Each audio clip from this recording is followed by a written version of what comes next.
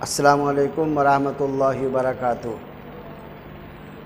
अल्हम्दुलिल्लाहिल्लज़ी हम्दन कसीरा आलिमन क़दीरन मुदब्बिरन समीअन बसीरा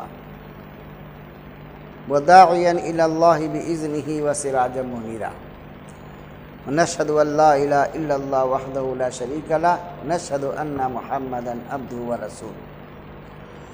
क़ाल अल्लाहु तबारक व तआला फ़िल क़ुरआनिल मजीद वल फ़ुरक़ानिल हमीद। अऊज़ु बिल्लाहि मिनश शैतानिर रजीम। बिस्मिल्लाहिर रहमानिर रहीम। अक़ीमुस्सलाह व आतुज़ ज़काह वरकऊ मअर राकिईन। व क़ाल अल्लाहु तआला अक़ीमुस्सलाह व आतुज़ ज़काह व अक़रिज़ुल्लाह क़र्ज़न हसना। व क़ाल अल्लाहु तआला फ़इन ताबू व अक़ामुस्सलाता व आतुज़ ज़काह फ़इख़्वानुकुम फ़िद्दीन। व क़ाल अल्लाहु तआला फ़ी मौज़िन आख़र वल्लज़ीना यक्निज़ूना अज़्ज़हब वल फ़िज़्ज़ा व ला युनफ़िक़ूनहा फ़ी सबीलिल्लाह फ़बश्शिरहुम बिअज़ाबिन अलीम। सदक़ल्लाहुल अज़ीम। मुअज़्ज़ज़ सामीन कराम, ये रमज़ान का मुबारक महीना आपके सामने है। इस महीने के अंदर ख़ास तौर से हम ज़कात अदा करते हैं। चूँकि इस महीने के अंदर हर चीज़ का सवाब 70 गुना बढ़ जाता है, इसलिए मुनासिब और बेहतर ही यही है कि हम इस महीने के अंदर ही ज़कात अदा करें। दोस्तों, आज का हमारा मौजू है ज़कात। चूँकि ज़कात में हम आज उम्मत बहुत पीछे है। नमाज हम अदा करते हैं, हज भी कर लेते हैं, अल्लाह के रास्ते में थोड़ा बहुत खर्च कर देते हैं, लेकिन ज़कात के नाम से हम बहुत पीछे हैं। जबकि अल्लाह तबारक व तआला ने कुरान पाक की बहुत सी आयतों के अंदर, मुतअद्दिद आयतों में आपने नमाज के साथ साथ ज़कात का भी ज़िक्र किया है। तकरीबन 200 आयतें ऐसी हैं कि जिनमें अल्लाह तबारक व तआला ने नमाज का ज़िक्र किया और उसके साथ साथ ज़कात का ज़िक्र किया। मैंने आपके सामने पढ़ी, वअक़ीमुस्सलाह व आतुज़ ज़काह वरकऊ मअर राकिईन। अक़ीमुस्सलाह व आतुज़ ज़काह व अक़रिज़ुल्लाह क़र्ज़न हसना। कहीं फरमाया फ़इन ताबू व अक़ामुस्सलाह व आतुज़ ज़काह फ़इख़्वानुकुम फ़िद्दीन। और कहीं फरमाया वल्लज़ीना यक्निज़ूना अज़्ज़हब वल फ़िज़्ज़ा व ला युनफ़िक़ूनहा फ़ी सबीलिल्लाह फ़बश्शिरहुम बिअज़ाबिन अलीम। इस तरीक़े से और भी मुतअद्दिद जगह अल्लाह तबारक व तआला ने ज़कात के बारे में अहमियत दी है। और इसके अलावा नबी करीम सल्लल्लाहु अलैहि वसल्लम ने अपने हदीस मुबारक के अंदर इरशाद फरमाया कि इस्लाम की बुनियाद 5 चीज़ों पर है। इसमें एक, अल्लाह की गवाही देना, नमाज पढ़ना और रोज़े रखना, ज़कात देना, हज करना। इसके अलावा बहुत सी फजीलतें आई हैं जो बारहा आप सुनते रहते हैं।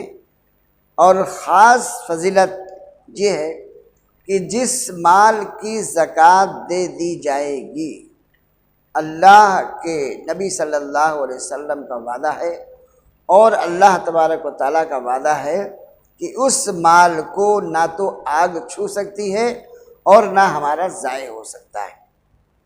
और अगर जिस माल की ज़कात नहीं दी गई, वो माल सारा का सारा नापाक हो जाता है और फिर अल्लाह और उसके रसूल का कोई ज़िम्मा नहीं होता है कि वो माल आपके पास बचे या खर्च हो जाए। इसलिए मुअज़्ज़ज़ सामीन, हम ज़कात को एक अहम फ़रीज़ा समझ करके अदा करें। अब ज़कात में देखिए चंद चीज़ें हैं। ज़कात में एक तो यह है कि किस पर फ़र्ज़ है, ज़कात किन किन लोगों पर फ़र्ज़ है, हमें ये देखना है। और एक ये है कि ज़कात किस माल पे फ़र्ज़ है, कौन सी चीज़ें हैं जिन पर ज़कात फ़र्ज़ है, उसकी शराइत क्या है। तो ज़कात किस पर फ़र्ज़ है? नंबर 1, आज़ाद हो ग़ुलाम या बांदी पर ज़कात फ़र्ज़ नहीं है।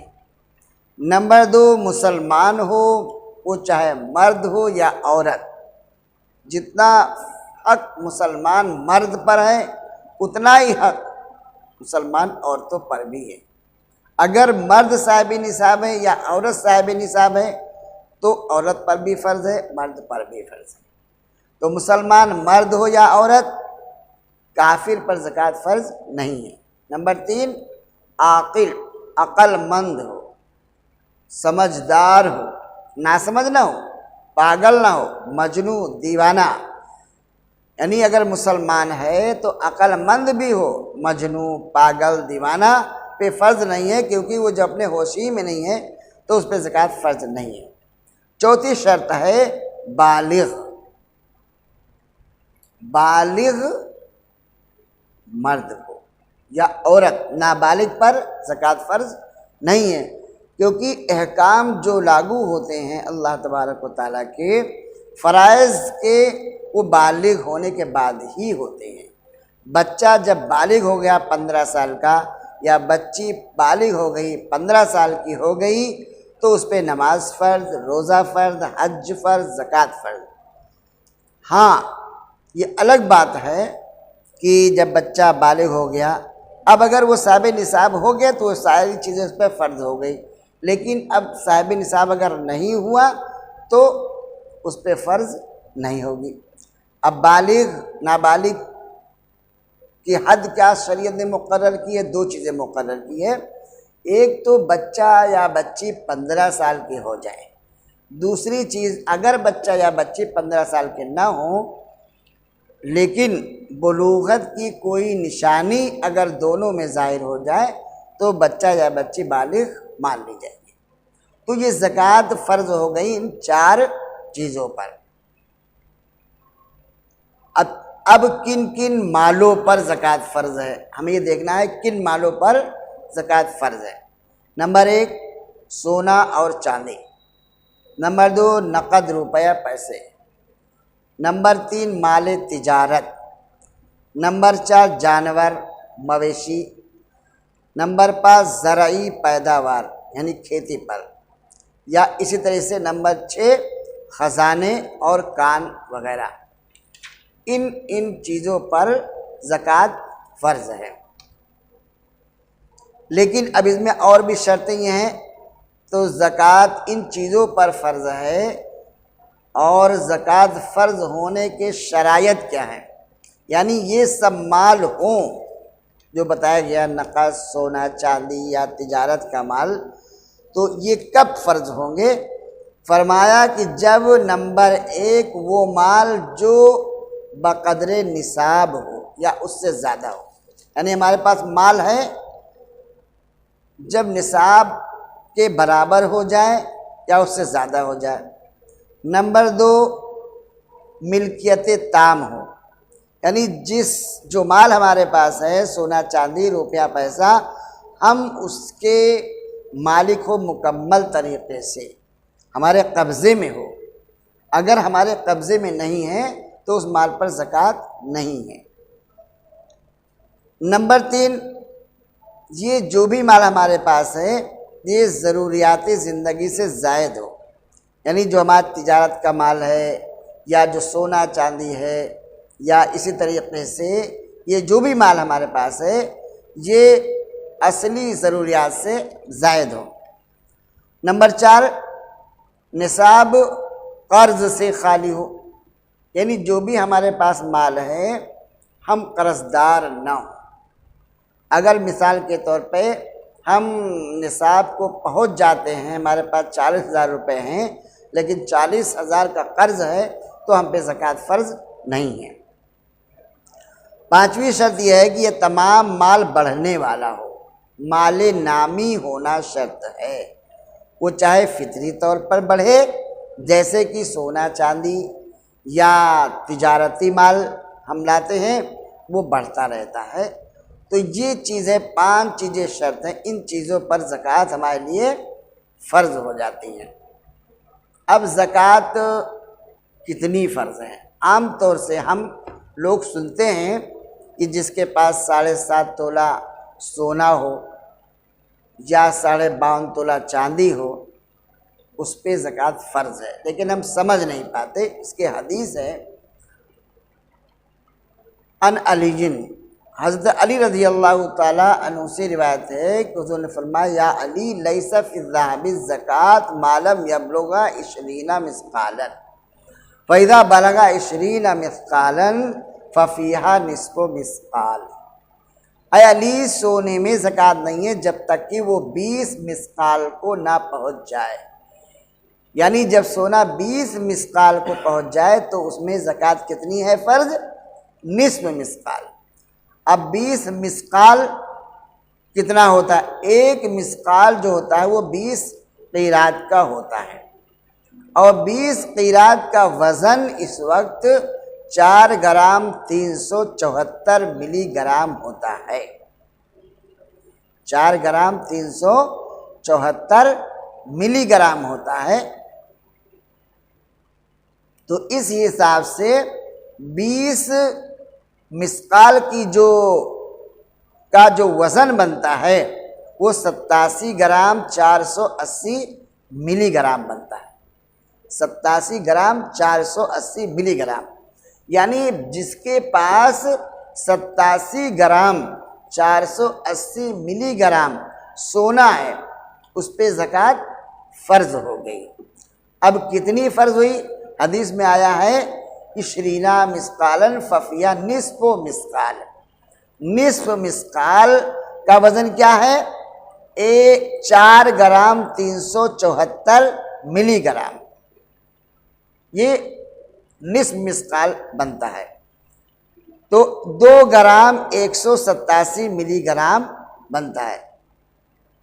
निस्फ़ मिस्क़ाल का वज़न जो बन रहा है वो 2 ग्राम 187 मिलीग्राम बनता है।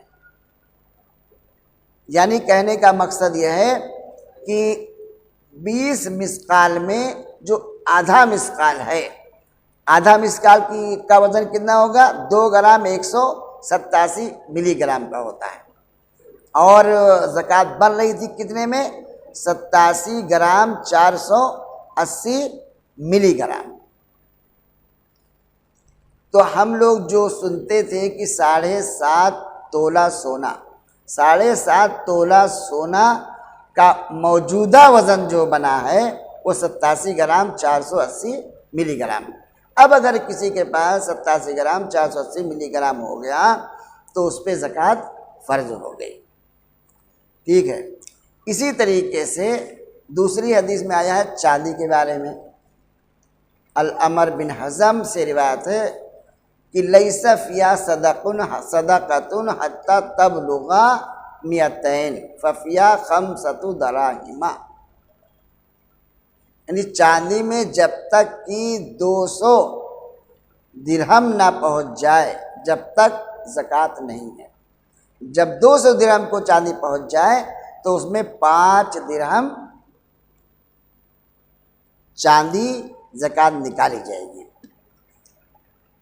अब यहाँ 1 दिरहम 14 क़ीरात का होता है, 1 क़ीरात 5 जौ का होता है, और 14 क़ीरात 70 जौ का होता है, और 70 जौ 3 ग्राम 61 मिलीग्राम 8 माइक्रो मिलीग्राम का होता है। तो इस हिसाब से 1 दिरहम 3 ग्राम 61 मिलीग्राम 8 माइक्रो मिलीग्राम हुआ। ठीक है। तो 200 दिरहम का वज़न 612 ग्राम 360 मिलीग्राम बनता है। इस हिसाब से 200 दिरहम का वज़न जो बन गया, यानी कि जिसको हम कहते थे 52.5 तोला चांदी, 52.5 तोला चांदी का मौजूदा वज़न अंग्रेज़ी वज़न के हिसाब से बनता है 612 ग्राम 360 मिलीग्राम। अब इतना चांदी अगर किसी के पास हो गई तो उस पर ज़कात वाजिब हो गई। कितनी ज़कात? चूँकि हदीस में आया है 5 दराहिमा फ़फ़िया, यानी जब 200 दिरहम हो तो 5 दिरहम उसमें चांदी की ज़कात देना है। तो हमको चांदी की जब ज़कात अगर हम निकालेंगे उसमें से काट के, तो उसका जो वज़न बनता है वो बनता है, चांदी का जो वज़न बनेगा 15 ग्राम 309 मिलीग्राम। ये यानी जो 5 दिरहम बन रहा है वो 15 ग्राम 309 मिलीग्राम। 612 ग्राम 360 मिलीग्राम अगर चांदी हमारे पास है तो उसका वज़न ज़कात का वज़न बनता है वो 15 ग्राम 309 मिलीग्राम हो। अब हमको इसी हिसाब से अपने माल की ज़कात निकालनी है। तो अगर 7.5 तोला सोना है या 52.5 तोला चांदी है तो हमारे ऊपर ज़कात वाजिब हो गई। अब इसके बाद जितने रुपए, जितने माल तिजारत, जितने हमारे पास सामान हैं, सब हम हिसाब लगा करके अपने पूरे माल की ज़कात अदा करेंगे। अब अगर किसी के पास सोना है, आज लोग कहते हमारे पास सोना इतना नहीं है, 7.5 तोला सोना किसी के पास नहीं, तो उसका हिसाब यह है कि किसी के पास अगर थोड़ा सोना है, थोड़ी चांदी है या थोड़ा हमारे पास कैश है, तीनों को हम मिलाएंगे और मिला करके सोना चांदी की कीमत निकालेंगे। कीमत निकालने के बाद अगर हम चांदी के निसाब को पहुंच जाते हैं, यानी हमारे पास 612 ग्राम 360 मिलीग्राम चांदी के वज़न के बराबर ये मालियत तीनों चारों मिला के हो जाती है, तो हमारे पास ज़कात वाजिब हो जाती है। मिसाल के तौर पे किसी के पास 10,000 की चांदी है और उसके बाद 30,000 मालियत है तो उसमें ज़कात फ़र्ज़ हो गई। किसी के पास 500 का सोना है और 1500 का उसके पास पायल है, चांदी है, 2,000 हो गए और 38,000 रुपये हमारे पास कैश है, तो अब 40 हो गए। तो अब हमारे 40 पे ज़कात फ़र्ज़ हो गई। दूसरी चीज़ ये ध्यान देना है कि जो 40,000 पे हमारी ज़कात फ़र्ज़ हो गई, ये कब फ़र्ज़ होगी, ये भी शर्त है। कब फ़र्ज़ होगी? ऐसे नहीं, जब इस 40,000 पे हमारा पूरा साल गुज़र गया हो, यानी हमने 20 रमज़ान को जैसे ज़कात, एक सामान हमने सोना ख़रीदा, चांदी ख़रीदी और हमारे पास कुछ नकदी हमने जमा किया। अब ये 40,000 का ये सोना, ये चांदी और ये रुपया एक साल तक हमारे पास महफूज रहा, पूरा साल गुज़र गया। तो अब साल के 1 साल होने के बाद एक पहला दिन जो हमारे पास आया, बस ज़कात हमारे पर फ़र्ज़ हो गई। अब एक चीज़ और ध्यान देना है कि मिसाल के तौर पे 21 रमज़ान को हमारे ऊपर यह ज़कात फ़र्ज़ हो गई, हमने ज़कात देना शुरू किया।